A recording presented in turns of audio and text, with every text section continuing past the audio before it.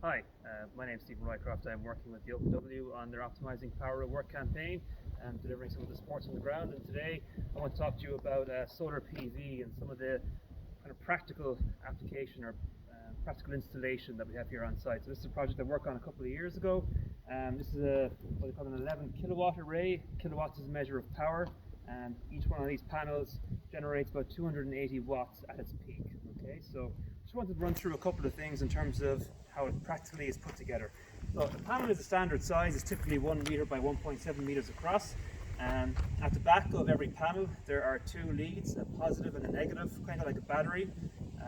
PV panels generate in direct current, the same as a battery, and then it needs to be converted into AC, which is what we use in our plugs. So what happens here is at the back of these panels you've got a cable, positive and negative, and the positive goes into the negative here and it gets looped around in what we call a string. So you're going to have several of these panels on the one string that leads back to an inverter on the wall, which I'm going to show you in a little while. That's what does all the power management, and it's kind of the smarts of the system. So there's a couple of things you'll notice. This is what we would call a ballasted system. So in this retrofit installation, we didn't want to go fixing down through the roof membrane to concrete underneath.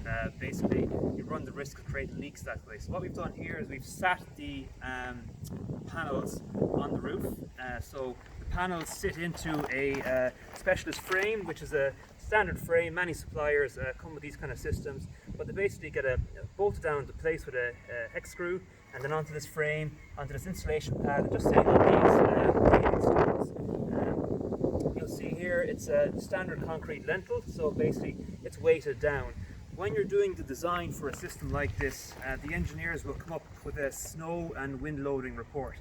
The wind loading report kind of tells you on a very gusty or gale type conditions what weight is required to keep this system down, and they will apply weights accordingly. So that's what the ballast is.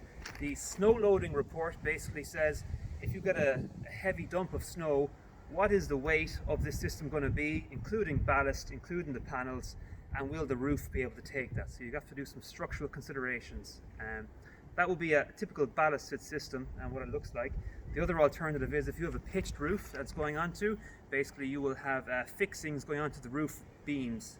So you have to take away the slates, find where the roof beams are, and fix onto those. And then the panels will go on a frame sitting just above the roof. So those are generally the two kind of options there.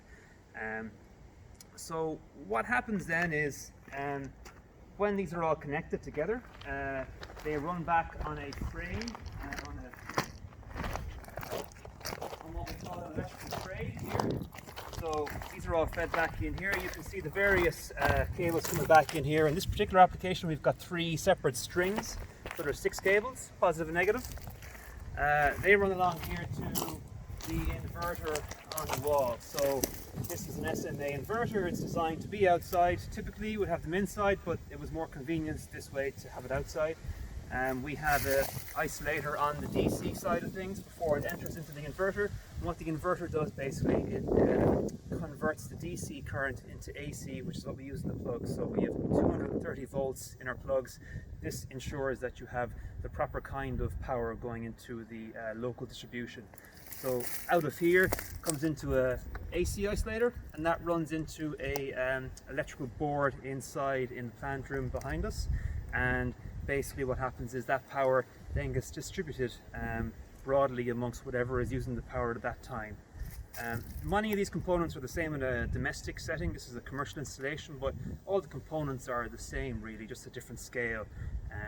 Sometimes in a domestic setting, on a day like today, which is very sunny, you might be generating more than you need, and in those kind of situations is you can either export it back to the grid, but there's currently no revenue from doing so. They're talking about bringing in a scheme to pay you for that, but it hasn't come in yet.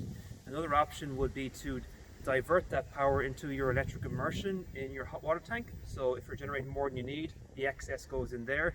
Or thirdly is battery storage. So you can store your excess energy during peak conditions like right now, and you can use that stored energy later in the day when the sun has gone down. So that's kind of some options for you on the domestic front. So I hope that I found it interesting, and that's basically just kicking the tires of a PV system, and hope to see you in the next episode.